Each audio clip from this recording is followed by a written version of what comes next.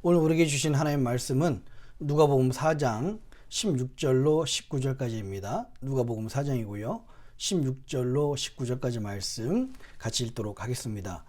예수께서 그 자라나신 곳 나사렛에 이르사 안식일에 자기 규례대로 회당에 들어가사 성경을 읽으시고 서심해 선지자 이사야의 글을 드리거늘 책을 펴서 이렇게 기록한 데를 찾으시니 곧 주의 성령이 내게 임하셨으니 이는 가난한 자에게 복음을 전하게 하시려고 내게 기름을 부으시고 나를 보내사 포로된 자에게 자유를 눈먼 자에게 다시 보게 함을 전파하며 눌린 자를 자유케 하고 주의 은혜의 해를 전파하게 하려 하심이라 하였더라. 아멘. 기도하겠습니다. 살아계신 아버지 하나님, 부흥이란 주제로 같이 하나님의 말씀을 나누고 또한 우리들에게 펼쳐졌던 미국 역사를 중심으로 하나님의 하신 일들을 나누게 하시니 감사합니다. 하나님, 우리가 하나님의 일을 기대하는 우리 세대가 되게 하시고 믿음의 세대가 될 수 있도록 인도하여 주시옵소서. 하나님께서 이 모든 시대 동안에 역사하셨듯이 팬데믹 이후에 혼란하고 어려운 이 시대 가운데서도 주의 영을 부어주셔서 하나님의 놀라운 역사들을 바라볼 수 있도록 인도하여 주시옵소서. 그렇게 우리가 말씀으로 기도로 준비케 하시는 것 감사드리며 오늘도 말씀하실 주님 기대하고 이 모든 말씀을 사랑하신 예수님의 이름으로 간절히 기도합니다. 아멘. 하나님의 크신 은혜와 평강이 오늘 하나님께 나오신 모든 분들과 함께 하시기를 주님으로 축복합니다. 많은 분들이 기도해 주셨던 것처럼 제가 큰 아들에게 잘 다녀왔고요. 아주 좋은 시간을 보내고 왔습니다. 휴식을 주시고 또 재충전을 주신 하나님과 또 많은 성도님들의 기도에 다시 한번 감사를 드립니다. 오늘은 이제 부흥의 8번째 시간인데요. 오늘하고 아마 다음 주까지 정리까지 하면 이 부흥 시리즈가 마무리될 수 있을 것 같습니다. 오늘 이 말씀은 이제 우리 지난 시간까지 20세기 초반 그 오순절 사건을 비롯한 일들을 같이 말씀을 나눴습니다. 이제는 20세기 후반, 그러니까 1900년도 후반년에 나타나는 그런 일들을 같이 말씀을 나눌 건데요. 오늘 이 본문의 말씀을 우리가 주목해 봤으면 좋겠습니다. 누가복음 4장은 예수님께서 광야에서 시험을 당하신 이후에 갈릴리로 오셔서 처음으로 그들에게 하나님의 말씀을 전파하는데, 이때는 이런 뜻이 있습니다. 이사야서 61장 1절과 2절 말씀을 전파하시면서 예수님의 사역이 앞으로 이렇게 될 것이다, 예수님의 사역을 가장 잘 요약한 그 구절을 말씀해 주시는 거죠. 그 중심이 바로 18절과 19절에 말씀하고 있습니다. 주의 성령이 내게 임하셨으니 이는 가난한 자에게 복음을 전하게 하시려고 내게 기름을 부으시고 나를 포로된 자에게 자유를 눈먼 자에게 다시 보게 함을 전파하며 눌린 자를 자유케 하고 주의 은혜의 해를 전파하게 하려 하심이라 하였더라. 아멘. 예수님의 그 3년 반의 그 공생애를 보면 다양한 사람들에게 하나님 나라 복음을 전파했습니다. 그 중에서도 가진 사람보다는 가난한 사람, 그리고 포로된 사람, 영적으로 눈먼 사람들, 눌린 자들에게 하나님의 말씀과 이 하나님 나라 복음을 전파하셨어요. 그 당시에 가장 사회적 약자들에게 말씀을 전파했죠. 기득권을 가졌던 그 바리새인이라든가 이런 사람들은 오히려 예수님은 멀리하셨고, 사두개인들을, 서기관들 멀리하셨죠. 오히려 그 당시에 사회적 약자, 어떻게 보면은 정신적인 약자들에게 하나님의 말씀을 전파했습니다. 세리와 또 몸을 파는 여인들과 예수님 가까이 하셨고, 그들에게 자신들의 회개하는 사람들에게 하나님의 말씀을 전파했습니다. 맞습니다. 예수님 시대 이후에 교회는 이렇게 사회적인 약자들에게 복음을 전하고 하나님 나라를 전하는 곳이 교회가 되어야 합니다. 오늘 이 이사야서 말씀처럼 가난한 자, 포로된 자, 눈먼 자, 눌린 자에게 그 하나님의 말씀을 전하는 거죠.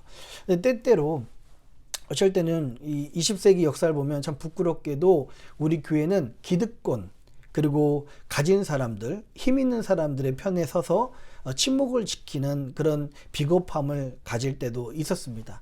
그러나 많은 상황에서 성령을 받은 사람들, 하나님의 은혜를 체험한 사람들이 이 세상의 불의에 타협하지 않고 세상이 침묵할 때 복음 때문에 저들과 함께 같이 울어주고 같이 대항하고 함께 싸워주고 함께 버텼던 그 저항했던 그런 사람들이 바로 우리 크리스찬들이었습니다. 복음 때문에 일어나서 뻔히 죽을 거 알지만 같이 그들과 함께 맞섰고 함께 저항하고 함께 기도했던 사람들이 우리 교회였습니다. 그것이 보여준 역사가 1960년대 또 이 20세기 후반 1900년대 그 후반에 그런 역사들이 일어났습니다. 자, 1960년대를 우리는 1960년 그 시대를 많은 사람들이 저항과 자유와 혁명의 시대다라고 이렇게 말하고 있어요. 왜냐하면 1960년을 통해서 전 세계에 1960년대 그 10년 동안에 많은 세계의 큰 저항과 자유에 대한 그런 움직임이 있었기 때문에 그렇습니다. 왜 전 세계에 그런 움직임이 일어났는지는 설명을 잠깐 드리면 이렇습니다. 2차 세계대전 이후에 2차 세계대전이 1945년도에 끝났죠. 그 2차 세계대전 이후에 많은 식민지로 제국주의의 식민지로 억압받던 많은 나라들이 자유함을 얻었습니다. 해방을 얻었어요.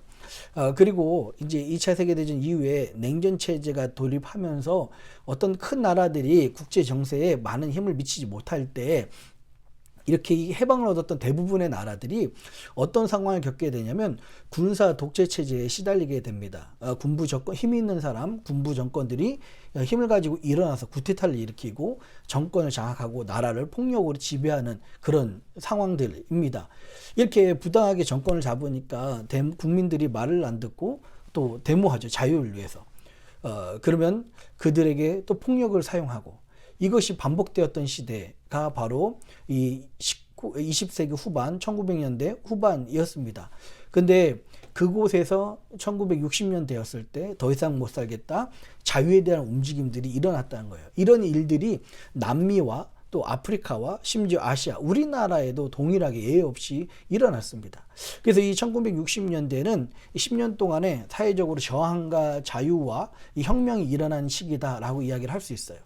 그런 시기 동안에 교회는 어떤 역할을 했으며 또 하나님은 어떻게 움직이셨는지를 우리가 오늘 이 시간에 좀 살펴봤으면 좋겠습니다. 첫 번째 미국입니다. 미국은요 식민지로 지배받았던 시대는 아니었지만 그 전에 미국 안에서 오랫동안 노예 생활을 하고 식민 생활을 했던 그런 인종이 있습니다. 여러분 잘 아시는 것처럼 흑인과의 갈등이죠. 미국에서 오랫동안에 뿌리 깊게 이 흑인 인권에 대한 부분들이 무시되었고 짓밟혀 왔습니다. 1960년대 들어서 미국의 그 흑인 민권 운동이 일어나게 됩니다. 당시만 해도 짐 크로우 법인가요? 거기서 흑인과 백인은 함께 교육받지도 못하고 함께 교회를 다니지도 못하고 심지어 버스에서 백인과 흑인 자리가 따로 있어서 분리되었습니다. 식당 안에서도 백인들만 가는 식당, 흑인들만 가는 식당 또는 백인들이 앉는 자리에 흑인들이 앉는 자리로 분명히 구분되어 있습니다. 이때 여러 가지 일이 있었지만 이것을 이 모습의 한 거에서 저항운동을 일으켰던 대표주자가 바로 우리가 잘 아는 마틴 루터 킹 주니어 목사님입니다. 그 알라바마에 있었던 그 버스 승차 거부를 통해서 이 사건이 일어나고 이 흑인 민권운동은 그 미국 전역에 영향을 줍니다. 그리고 그 유명한 I have a dream, 나는 꿈이 있다라고 하는 이사야서 11장 말씀, 마치 그 백인 아이와 흑인 아이가 함께 손을 잡고 함께 꿈꾸는 그런 이 꿈을 그런 천국을 우리가 꿈꾼다라고 하면서 마틴 루터 킹 주니어 목사님이 설교를 해서 이것이 참 유명하게 됐습니다. 안타깝게도 1968년도에 암살을 당하죠. 이렇게 미국에서도 비록 식민지하는 아니었지만 억눌렸던 사람들 그리고 억압받았던 사람들 특별히 흑인들에게 자유와 또 해방을 주는 그런 메시지가 1960년대에 있었습니다. 또 이 일은 남미에서도 동일하게 일어납니다. 남아메리카를 보면은 포르투갈이 주로 점령해서 대부분 카톨릭 나라입니다. 백인들이었던 이 포르투갈인들이 점령하다 보니까 사회 인종이 다양화됐습니다. 백인과 또 백인과 원주민들이 함께 혼혈된 그 혼혈들, 그리고 원주민들, 이렇게 사회 계층이 나눠졌는데요. 이 인종이 그대로 사회 계층이 되어서 계급 구조가 되었습니다. 그래서 소수의 백인들이 큰 부자가 되었고요. 그 원주민들은 자신이 가졌던 모든 땅과 모든 노동력을 뺏기고 착취당하는, 그 제대로 교육도 받지 못하는 그런 상황이 되었습니다. 남미에서도 오랜 독재 정치로 가난과 억압 속에서 많은 사람들이 심한 빈부격차를 겪게 되었죠. 이 당시에 그 남미는 말씀드렸듯이 포르투갈에 의해서 대부분 지배됐기 때문에 카톨릭 영향을 많이 받았습니다. 근데 안타깝게도요, 이 카톨릭 교회들이 대부분 가난한 편에 쓰기보다는 부자 편에 섰습니다. 그래서 오히려 사회 제도를 지지하고 이 억압받는 사람들에 대해서, 핍박받는 사람들에 대해서 함구했던 비겁한 부분을 갖추고 있었죠.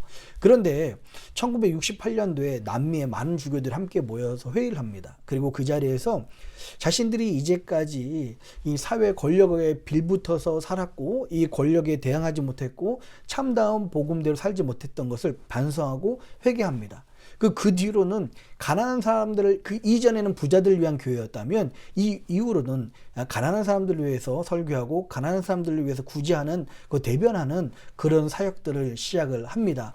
이 사역을 이렇게 신학으로 만드는 것이, 여러분 들어보셨는지 모르겠지만 그 해방 신학입니다. 구티에르지라는 이분이 이 해방 신학을 만들어서 집대성 해방 신학의 아버지라고 불리고 있습니다. 그래서 이 해방신학의 주작은요, 교회가 정치, 사회, 경제적 불평등과 부조리에 저항해서 사회를 적극적으로 참여해야 되고 그들에게 하나님 나라 구원뿐만 아니라 이 땅에서도 그들에게 구원을 줘야 된다. 이런 자유를 줘야 된다. 그런 역할을 해야 된다. 라고 이야기하고요. 심지어 이 해방신학은 어디까지 주장하냐면 그 방법을 위해서, 그 수단을 위해서 급진적인 방법, 폭력도 어쩔 때는 필요하다라고 이야기하는 좀 마르크스주의와 혼합된 모습을 갖추게 됩니다. 남미에서 그런 일이 있었다면요, 아프리카에서도 똑같이 일어납니다. 여러분 잘 아시는 것처럼 남아프리카 공화국 아시죠? 거기에는 백인과 흑인들 있었지만 아주 소수의 백인들이 대부분의 그 흑인들을 바로 지배하고 억압했습니다. 극단적인 인종차별 정책과 제도가 있었던 곳이 남아프리카 공화국이죠. 네덜란드, 영국에 의해서 지배당했었고 지배했던 그 영국 백인들이 사회의 지배 계층으로 있었던 곳입니다. 많은 흑인들이 일어나서 이 불평등을 깨려고 했었는데요. 대표적인 지도자가 여러분 잘 아시는 것처럼 그 넬슨 만델라라는 그런 분이십니다. 이 넬슨 만델라는 감리교 분이시죠. 감리교 교인으로서요, 흑인의 인권을 위해서 싸우다가 27년 동안에 복역하게 됩니다. 결국은 27년 이후에 감옥에서 나오게 되었는데, 그래서 이 넬슨 만델라 하면 세계 인권 운동의 어떤 상징처럼 보이게 되죠. 여러분 잘 아시는 것처럼 이 넬슨 만델라는요, 나중에 남아공의 최초의 흑인 대통령이 됩니다. 그리고 이 넬슨 만델라 대통령을 도왔던 사람이 바로 데스몬드 투투 주교라는 사람입니다. 이 데스몬드 투투 주교는요, 성공의 주교예요. 이 넬슨 만델라와 투투 주교가 넬슨 만델라가 대통령이 되었을 때 많은 반대 세력들, 이제까지 힘을 가졌던 폭력을 사용했던 사람들 긴장했습니다. 그리고 혹시 복수를 하지 않을까 굉장히 두려움에 떨었죠. 그런데 이 넬슨 만델라와 투투 주교는 함께 모여서 같이 대통령이 되자마자 만든 것이 진실과 화해위원회라는 것입니다. 그래서 이제까지 강압적으로 인권을 탄압하고 고문하고 폭력했던 사람들을 모아다가 너희들이 만약에 당신들의 잘못을 인정하고 피해자들 앞에서 용서를 빈다면 우리도 너희들을 용서해 주겠다라고 하는 보복과 또 피해 복수의 그 정책이 아니라 화해와 용서의 그 정책을 펼쳐나가죠. 이거는 정말 그 신앙의 힘 아니고서는 할 수 없는 그런 상황이었습니다. 근데 이 넬슨 만델라와 투투 주교는 진실과 화해의 위원회를 통해서 그 이제까지 기득권을 힘으로 사용해왔던 피해자였던 가해자였던 그런 사람들에게 용서를 받고 또 그 사람들이 용서를 구할 때 저들을 자비로 베풀어주는 그런 일들이, 은혜로운 일들이 남아프리카 공화국에서도 있었습니다. 여러분 잘 아시는 것처럼 우리나라 어떻습니까? 우리나라도 해방 이후에 군부 정권에 의해서 군부 독재에 의해서 억압당했었고요. 그리고 산업화가 그 어떤 나라보다 급격하게 일어나다 보니까 이 산업화의 그늘 속에서 많은 이들이 어려움을 겪었습니다. 농촌에 있던 사람들이 돈을 벌기 위해서 가난에서 벗어나기 위해서 도시로 올라오죠. 도시로 올라오고 서울로 올라오면 1960년대, 70년대 대부분 사람들 어디서 일했습니까? 청계천에 몰려 있었던 그 봉제 공장들에서 일을 하는 거예요. 거기서 뭐 가발이라든지 청바지라든지 양발이라든지 이런 그런 일들을 계속해서 하게 됩니다. 특별히 그 호남 지역에서 올라온 그 나이 어린 여자들이 와서 이곳에서 봉제 공장들에서 일을 하게 되죠. 여러분, 그 청계천 봉제 공장은요, 환경이 그야말로 열악하고 열악했습니다. 일반 집을 개조해서 1층짜리를 또 둘로 나누는 거예요. 그래서 밑에도 일하게 하고 위에도 일하게 되고요. 또 시다도 넣어서 9살, 10살짜리 아이들이 그곳에서 떨어진 그 헝겊을 주우면서 또 생활하게 되고, 한 이제 12살, 13살 되면은 좀 올라서 바느질과 다리미를 하게 되고, 이렇게 지내게 됩니다. 근데 안타깝게도요, 이렇게 열악한 환경 속에서 일하다 보니까 여기서 일한 그 나이 어린 소녀들은 3년 지나고 5년 지나면 환기도 안 되죠. 통풍도 안 되죠. 먼지만 쌓이죠. 3년, 5년 지나면 전부 다 폐병을 앓고 폐결핵을 앓게 되는 거예요. 영양소도 부족하니까. 이런 비참한 일들이 있었습니다. 그런데 이런 상황들이 쭉 일어날 때 이 같이 봉제 공장을 다녔던 어떤 청년이, 이 친구들이 감리 교인이었습니다. 이 자기와 함께 일했던 오빠 하고 따랐던 아주 정말 그 이쁜 우리 동생들이 그런 과정들을 끊임없이 당하는 것을 보고서 이 처우 개선을 요구합니다. 그러다가 이 처우 개선을 요구하는 것에 부당하게 해고를 당하죠. 이 청년의 이름이 바로 전태일입니다. 그리고 이 사람이 나중에는 노동법이 있다는 것을 알고서 노동법 개선을 위해서 요구하고 데모하다가 경찰들에게 체포도 당하기도 하고요. 분명히 법에는 노동자를 보호하기 위한 법이 있는데 대부분의 공장에서는, 아니 모든 공장에서는 지켜지지 않아서 이것을 위해 싸우고 이것을 위해서 데모하다가 결국에는 오히려 쫓겨나고 체포당하고 핍박당하다가 혼자 분신 자살을 하게 됩니다. 참 저도 한국에 있을 때 자살은 우리 기독교인들에게 굉장히 안 좋잖아요. 그런데 이 분신 자살을 했다는 전태일 말에 저도 전통적인 교회를 다닐 때 이 전태일에 대한 이야기를 별로 소개받지 못했습니다. 근데 이 분신 자살을 하고 이런 노동자가 이런 삶을 살고 있다는 것을 당시에 많은 한국교회 목회자들이 이 이야기를 듣게 됩니다. 아무도 이 이야기 하지 않을 때 한국교회 목회자와 한국교회 그리스도인들이 이 안타까운 소식을 접하게 돼요.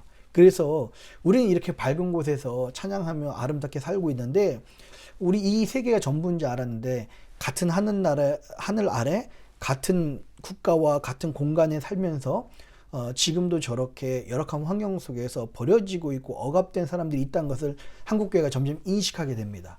그래서 그 한국교회 많은 목회자들이 저들을 위해서 함께 눈물 흘리고 저항하고 돕고 싸우면서 일어나는 일들이, 그것이 바로 우리 민중신학, 그리고 노동조합을 만들게 돕도록 하는 그런 일들이 일어나는 거죠.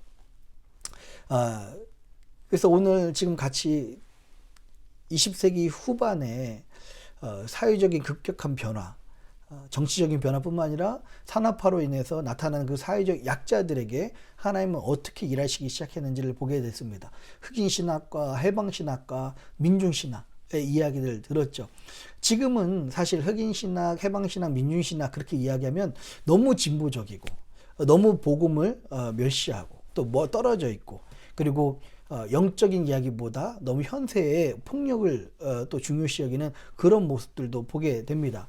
근데 참 안타깝게 그들이 복음이 떠났을 때, 성령이 떠났을 때 인간의 힘으로 하려다 보니까 그렇게 된 거지만, 지금처럼 많이 왜곡된 거지만, 그들의 시작은 처음에는 사회적 약자들을 위해서 대변하기 위해서 이 일이 시작되었다, 좋은 의도였다라는 것을 우리는 기억했으면 좋겠습니다.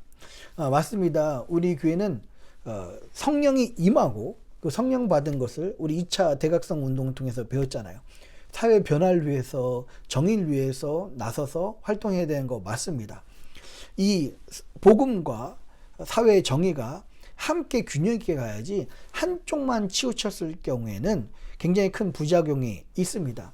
많은 사람들이 그 억압받는 사람들에게 자유, 해방 그렇게 이야기하지만 그것보다 더 먼저 우리가 잊지 말아야 될 것은 복음과 성령을 먼저 받는 것, 그리고 복음으로 먼저 무장하는 것, 그리고 이 은혜를 가지고 사회의 정의를 이루기 위해서 억압받고 눈먼 사람들, 이 억압받는 사람들 위해서 해방과 자유를 위해서 교회가 역할을 해야 되는 것이 이 균형 잡힌 모습이 우리의 모습이어야 된다라는 것을 다시 한번 말씀을 드립니다. 예, 사순절 동안에 하나님의 말씀을 은혜를 나눌 수 있어서 좋고요. 눈폭풍과 겨울폭풍이 그 어느 때보다 험난하게 몰아치고 있는데요. 여러분 가정에서 늘 건강하시고 하나님의 은혜로 충만하시기를 주님의 이름으로 축복합니다. 기도하겠습니다. 고마우신 아버지 하나님, 1900년대 후반에 들어서 많은 이들이 가진 자들로 인해서 억압받고 또 힘이 없어서 폭정에 시달렸던 그런 사람들에게 하나님의 말씀을 나누고자, 하나님의 은혜를 나누고자 교회가 뛰어들고 그리스도인들이 그 하나님의 사랑을 나눴던 모습들을 보게 됩니다. 하나님, 우리도 이렇게 억눌리고 하나님 눈먼 자들에게, 억압받는 자들에게 하나님의 말씀과 은혜를 나누는 그런 교회가 되게 하여 주시옵소서. 그러나 이들이 너무 인간적인 감정과 인간적인 노력에 치우쳐 하나님 나라 복음보다 인간적인 방법으로 또 폭력으로 생각으로 또 집중하는 모습을 보면서 우리가 다른 사람들을 위해서 복음을 나누지만 균형 잡힌 신앙생활을 끝까지 유지하는 것이 중요하다는 것도 잊지 않을 수 있도록 인도하여 주시옵소서. 사랑하는 주의 백성들에게 오늘도 주의 말씀을 통해서 우리가 사는 이 시대에 영적인 눈을 뜨게 해주실 것을 믿사오며 감사합니다. 이 모든 말씀을 사랑하신 예수님의 이름으로 간절히 기도합니다. 아멘. 하늘에 계신 우리 아버지여, 이름이 거룩히 여김을 받으시오며 나라의 임하옵시며 뜻이 하늘에서 이룬 것 같이 땅에서도 이루어지이다. 오늘날 우리에게 일용할 양식을 주옵시고 우리가 우리에게 죄진 자를 사하여 준 것 같이 우리 죄를 사하여 주옵시고 우리를 시험에 들게 하지 마옵시고 다만 악에서 구하옵소서. 대개 나라와 권세와 영광이 아버지께 영원히 있사옵나이다. 아멘.